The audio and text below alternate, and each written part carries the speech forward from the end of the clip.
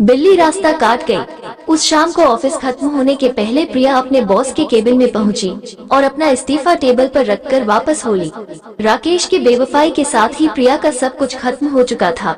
उसका मोह इस संसार से टूट चुका था। राकेश का प्रिया के साथ 3 साल का अफेयर था और अब राकेश किसी और से शादी करने जा रहा था। प्रिया एक कंपनी में मार्केटिंग मैनेजर के पद पर थी। उसी कंपनी में राकेश की एंट्री उससे 6 महीने बाद हुई थी।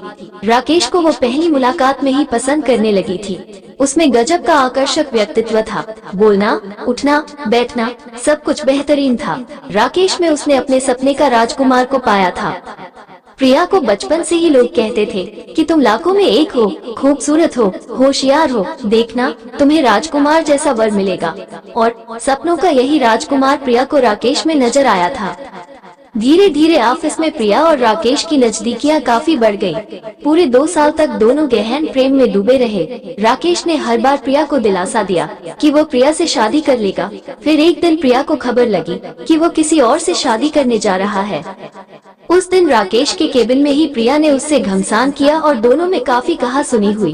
पूरे ऑफिस के सामने हो हल्ला हंगामा हुआ और वो इस्तीफा रखकर वापस आ गई। जाते समय शोभा ने उसे रोकने की कोशिश की और पूछा था, कहाँ जाएगी? यहाँ से बहुत दूर, प्रिया ने जवाब दिया। फिर उसने पीछे मुड़कर नहीं देखा। घर पहुंचकर उसे चैन न था। घर में प्रिया पुशी बिल्ली के साथ अकेली रहती थी। पुशी को गोद में लेकर प्रिया खूब रोई। उसे अपनी जिंदगी अर्थहीन लग रही थी। उसने पुशी को एक ओर उछालते हुए कहा, जा, तू भी भाग जा। माँ ने मुझे पहले ही आगाह कर दिया था, पर मैंने उनकी एक न सुनी। अपनी अवस्था की मैं खुद दोषी हूँ। माँ, मैंने राकेश के लिए तुझे त्याग दिया। माँ, तुम कहाँ हो?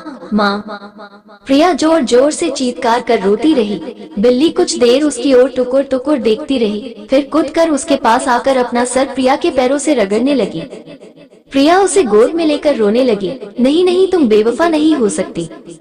फिर प्रिया उठकर राकेश की एक तस्वीर लेकर उस पर काला रंग पोतकर तस्वीर को फाड़कर जोर जोर से हंसने लगी। उसकी हंसी घर की चारदीवारी से टकराकर गूंग हो गई। रात के 2 बज चुके थे। प्रिया के आंखों से नींद कोसों दूर थी।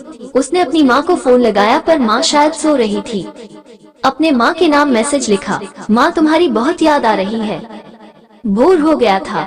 बाहर कुछ रोशनी नजर आने लगी थी। मेन गेट खोलकर लिफ्ट से वो 10वीं मंजिल पर चली गई। उसे इस बात का अंदाजा नहीं था कि पुशी भी उसके पीछे पीछे छत पर चली गई थी। छत पर जाकर उसका दिमाग शून्य हो चुका था। वो छत पर रखे सूखे फूलों के गमलों पर खड़ी होकर दीवार पर चढ़ गई। नीचे झांका और हाथ पैर भी शून्य हो गए। आंखें बंद कर नीचे कूदने ही वाली ही थी कि बगल में उसे म्याऊं म्याऊं सुनाई दिया। आंखें खोलकर देखा तो दीवार पर पुशी भी खड़ी थी, नीचे की ओर झांकते हुए। ये क्या पुश, तू क्यों दीवार पर चढ़ी? पुशी नीचे उतर और घबराकर पुशी नीचे कूद गई। हे भगवान! प्रिया पीछे की ओर गमले पर पैर रखकर छत पर कूदी और नीचे की ओर भागी। लिफ्ट से नीचे उतरती हुई रोती जा रही थी। मैंने पुशी को मार दिया है। नीचे आकर चारों तरफ देखा, कहीं बिल्ली का अता पता नहीं था। अचानक आम के पेड़ के ऊपर से बिल्ली ने छलांग लगाई और प्रिया के कंधे पर आ गिरी। प्रिया उसे अपने साथ चिपटा कर निहाल हो गई। दरअसल बिल्ली ने जैसे ही छलांग लगाई थी, वो आम के पेड़ में आकर फंस गई थी। वो डर कर दुबकी बैठी रही और जब प्रिया को देखा तो उसके गोद में कूद गई। पुशी के कारण उसे जीवन दान मिला था। अब उसने मन में ठान लिया कि अब नए सिरे से जीवन आरंभ करेगी। सुबह का सूर्योदय उसके जीवन में एक नया प्रकाश लेकर आया था। समय से पहले ही वो ऑफिस पहुंची और दौड़ी दौड़ी बॉस के केबिन में गई। उसने चैन की सांस ली।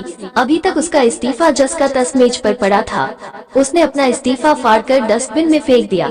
प्रिया आराम से जाकर अपनी कुर्सी पर बैठ गई। बगल में बैठी शोभा उसे देखकर पूछा, अरे प्रिया, तुम तो लंबी छुट्टी पर जाने वाली थी, नहीं गई? नहीं जा पाई क्योंकि बिल्ली रास्ता काट गई।